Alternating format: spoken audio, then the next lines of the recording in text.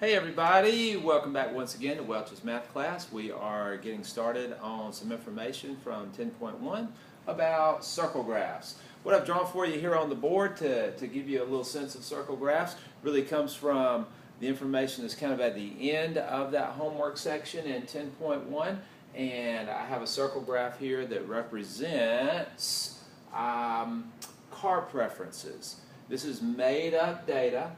This is not factual at all. I just made it up for our illustration here. We are pretending like a survey was done and 5,000 people were surveyed, and as they did the survey, they found out, and they asked folks which car they preferred. They gave them a list of cars: Honda, Ford, Toyota, Nissan, and Chevrolet, and people were asked to list their preference of car.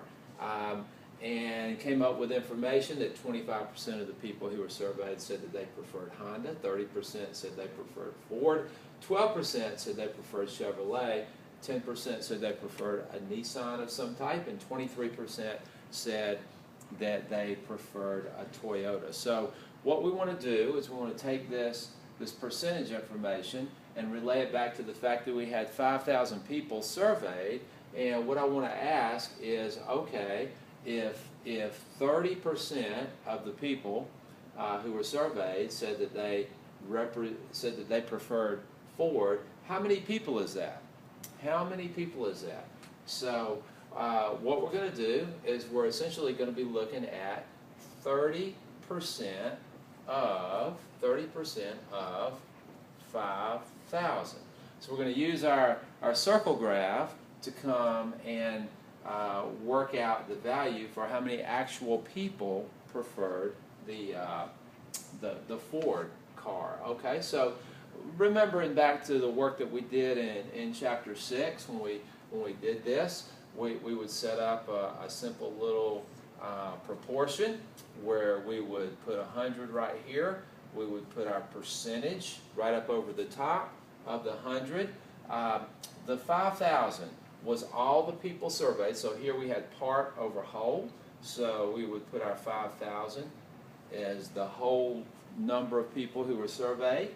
And so we would have this set up here. Now to work this, we know that in the past what we've done is 30 times 5,000. 30 times 5,000. All right, that's going to get me 150,000. That's going to get me 150,000, and then we're going to take that and divide that by 100, which is going to get me 1,500. Okay? So, based on our information then, from our circle graph, if we said that 30% of the people who were surveyed preferred Ford, 30% of the 5,000 people, working that out, we end up with 1,500 people of the 5,000 who said they preferred Ford. And you can take that same kind of format and work out any of these up here to see what you end up with as far as the raw data. Let's do one more instead of Ford this time. Let's maybe jump on. Let's jump on Chevrolet. Okay, so for Chevrolet, we're talking 12% of 5,000. 12% of 5,000. So we would set up our part over whole, percent over 100. Of course, our percent is 12. Our whole, again, is 5,000. So we would do our 12 times 5,000. Okay, 12 times 5,000, I believe that's 60,000 divided by 100. 100 should get me 600. 600.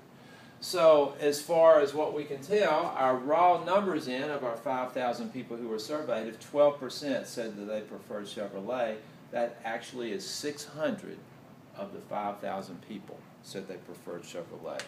I think that'll be especially helpful to you in the last couple of problems that you have to do in 10.1. The last 3 or 4 problems are going to ask you to take these percentages from the circle graph and use those to find the raw numbers. There's some other information in 10.1 that I think will be fairly self-explanatory. You'll be able to handle that. But I wanted to show you this one. So next time we get together, we'll be looking at bar graphs. See you then.